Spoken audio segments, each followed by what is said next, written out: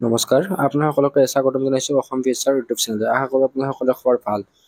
এটা বহুতে ভাল খবৰ আহি গ'ল। Srimanta Sankardev university of health ছায়েন্সৰ ডিগ্ৰী আৰু ডিপ্ল'মা বা BSc মেডিকেল টেকন'লজি আৰু ডিপ্ল'মা ইন পেৰামেডিকেল কৰ্চৰ কাৰণে কাউন্সিলিঙৰ ফৰ্মখন অফিচিয়েলি মুকলি হৈ গ'ল।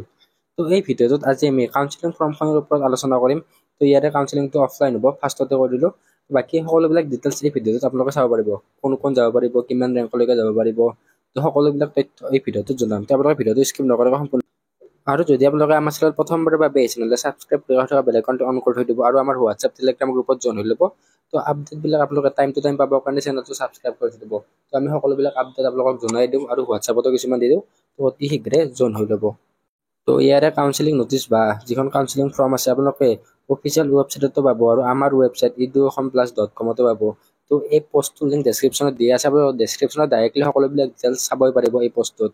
নটিচখন কেনেকৈ ডাউনলোড দিব, তলৰ ফালে স্ক্ৰল ডাউন কৰিব। স্ক্ৰল ডাউন কৰাৰ পিছত আপোনালোকৰ তলত কুইক লিংক ছেকশ্যন এটা পাব। ইয়াতে কুইক লিংক ছেকশ্যন এটা আছে। ইয়াতে কাউন্সিলিং নটিফিকেশ্যন, ক্লিক হেয়াৰ বোলা অপশ্যন এটা আছে আৰু কাউন্সিলিং ফৰ্ম দুয়োটাই পাই যাব। প্ৰথমতে কাউন্সিলিং নটিচখন ডাউনলোড কৰিবৰ কাৰণে ক্লিক হেয়াৰত ক্লিক কৰিব। ক্লিক হেয়াৰত ক্লিক কৰাৰ পিছত এনেকুৱা ধৰণৰ ইণ্টাৰফেচ আহি যাব। নটিচখন অফিচিয়েলি এতিয়া জাৰি কৰি দিছে। Srimanta Sankardev university of health science বাকী এইবিলাক ডিটেইলছ দিয়া আছে। নটিচখন 7 আগষ্ট তাৰিখে জাৰি কৰিছে। নটিচ নম্বৰ দিয়া আছে। ইয়াতে educational notice, counselling for selection of candidate for admission into medical technology, paramedical, degree, diploma দুয়োটাৰ কাৰণে হয়। মেডিকেল কলেজ অফ আছাম, গভৰ্ণমেণ্টৰ কাৰণে এই কাউন্সিলিংটো হয়। বাকী ইয়াতে দিয়া আছে ETC ফৰ ইনফৰমেশ্যন, এইবিলাক দিয়া আছে বাৰু। পেৰামেডিকেল বা ডিগ্ৰী বা BSc মেডিকেল টেকন'লজিৰ 5খন গভৰ্ণমেণ্ট কলেজ আছে। 5খন গভৰ্ণমেণ্ট কলেজৰ গুৱাহাটী মেডিকেল কলেজ গুৱাহাটীত আছে, আছাম মেডিকেল কলেজ ডিব্ৰুগড়ত আছে, শিলচৰ মেডিকেল কলেজ, তাৰপিছত যোৰহাট মেডিকেল কলেজ, তাৰপিছত আৰু এখন আছে প্ৰাগজ্যোতিষপুৰ মেডিকেল কলেজ। এইখন ইয়াৰে কলেজ হয়। প্ৰাগজ্যোতিষপুৰ মেডিকেল কলেজখন নতুনকৈ আহিছে বাৰু। এইখন গুৱাহাটীত আছে। বাকী কাউন্সিলিং ডেটটো 22 আগষ্টৰ পৰা 27 আগষ্ট তাৰিখলৈকে হ'ব। প্ৰত্যেক দিনা কাউন্সিলিংটো 10টা বজাৰ পৰা আৰম্ভ হ'ব। এতিয়া কাউন্সিলিঙত 22 তাৰিখৰ পৰা 27 তাৰিখলৈকে হ'ব।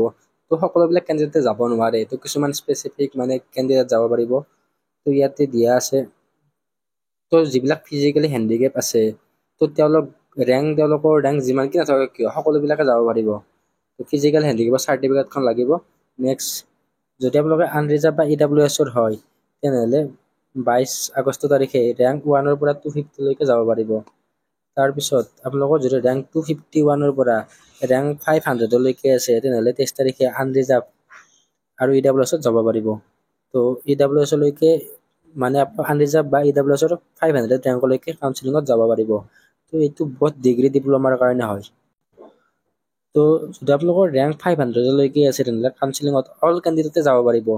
আপোনালোকে হৈ গ'ল OBC, আপোনালোকৰ ৰেংক আছে 100ৰ ভিতৰত, তেনেহ'লে বা 250ৰ ভিতৰত, তেনেহ'লে আপোনালোকে 22 তাৰিখতে যাব পাৰিব। বাকী নেক্সট OBCৰ বিলাকে ৰেংক 1-ৰ পৰা OBC NCL, NCLখন লাগিব। 24 আগষ্ট তাৰিখে তেওঁলোকে কাউন্সিলিঙত যাব পাৰিব। 1-ৰ পৰা 1500লৈকে, 1500লৈকে। নেক্সট SCৰ কাৰণেও 1-ৰ পৰা 1500, 1500লৈকে যদি আপোনালোকৰ ৰেংক আছে, তেনেহ'লে 25 তাৰিখে যাব লাগিব। নেক্সট আপোনালোকৰ ৰেংক 1-ৰ পৰা 2000লৈকে থাকিলে ST প্লেন যদি হয়, তেনেহ'লে যাব পাৰিব। 26 তাৰিখে হ'ব আৰু 27 তাৰিখে ST হিলছৰ কাউন্সিলিং হ'ব ৰেংক 1-ৰ পৰা 3000লৈকে। এইখিনি কেণ্ডিডেটে কাউন্সিলিঙত যাব পাৰিব। এতিয়া চাপ'জ আপোনালোকক এক্সাম্পল এটা দিলোঁ। আপোনালোকৰ যদি ৰেংক আছে 501, চাপ'জ 501 ৰেংক ধৰিলোঁ, আৰু আপোনালোকে জেনেৰেলত হয়, তেনেহ'লে কাউন্সিলিঙত আপোনালোকৰ গৈ লাভ নহ'ব। ইয়াতে মেনশ্যন কৰা ৰেংকখিনিৰে কাউন্সিলিং হ'ব।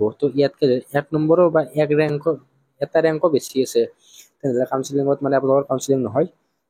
চাপ'জ OBCৰ 1500লৈকে মাতিছে, আপোনালোকৰ যদি 1550 মান হয়, কাউন্সিলিঙত যায় তেনেহ'লে লাভ নহ'ব। OBCৰ কাৰণে এইটো। তেনেকুৱা ক্ষেত্ৰত আপোনালোকে বুজি পালে কি ক'লোঁ। বাকী ইয়াতে ৰেংক ৱাইজবিলাক দি দিব। ডকুমেণ্ট কি লাগিব? পাছপৰ্ট চাইজ ফটোগ্ৰাফ, তাৰপিছত আপোনালোকৰ এডমিট কাৰ্ড অফ মেট্ৰিকৰ এডমিট কাৰ্ড এজ প্ৰুফ হিচাপে লাগিব। নেক্সট মাৰ্কশ্বিট আৰু পাছ চাৰ্টিফিকেট লাগিব হাই ছেকেণ্ডাৰীৰ। নেক্সট আপোনালোকৰ কাষ্ট চাৰ্টিফিকেটখন লাগিব, কেটেগৰী যি কেটেগৰীৰ হয়।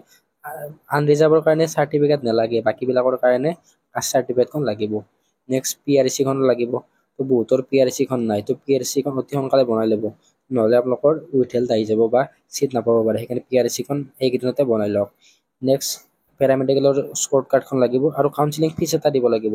কাউন্সিলিং ফিজ পে'মেণ্ট ৰিচিপ্টটো আপোনালোকৰ অনলাইনতে SSC ৱেবছাইটত আপোনালোকে ফিজটো পে'মেণ্ট কৰিব লাগিব।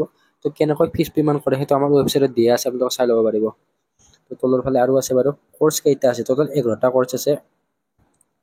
Medical laboratory technology, medical radiology and imaging technology, তাৰপিছত কাৰ্ডিয়েক কেয়াৰ, তাৰপিছত আছে ট্ৰমা এণ্ড ইমাৰ্জেঞ্চি, তাৰপিছত ICU technology, OT technology, anaesthesia and critical care, blood banking, তাৰপিছত ডায়েলিচিছ, তাৰপিছত ফিজিঅ'থেৰাপি আৰু অপট'মেট্ৰি। তো এইকেইটা কোৰ্চ 11টা কোৰ্চ আছে। তো আপোনালোকে ফিজটো 1000 টকা দিব লাগিব।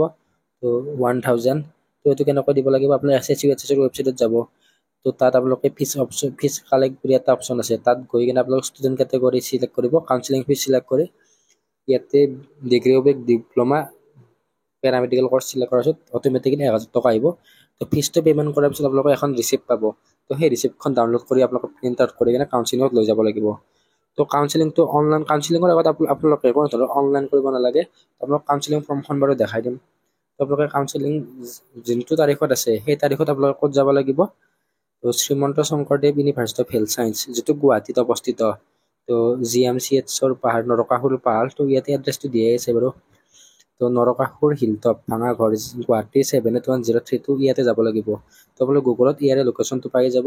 তো Srimanta Sankardev university of health ছায়েন্সত যাব লাগিব। তাত 22 তাৰিখৰ পৰা কাউন্সিলিং হ'ব 10টা বজাৰ পৰা, 22 তাৰিখৰ পৰা 27 তাৰিখলৈকে।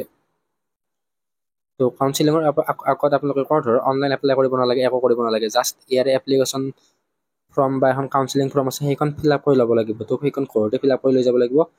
তো সেইখন লৈ ডাইৰেক্ট আপোনালোকে কাউন্সিলিঙত গ'লে হ'ব।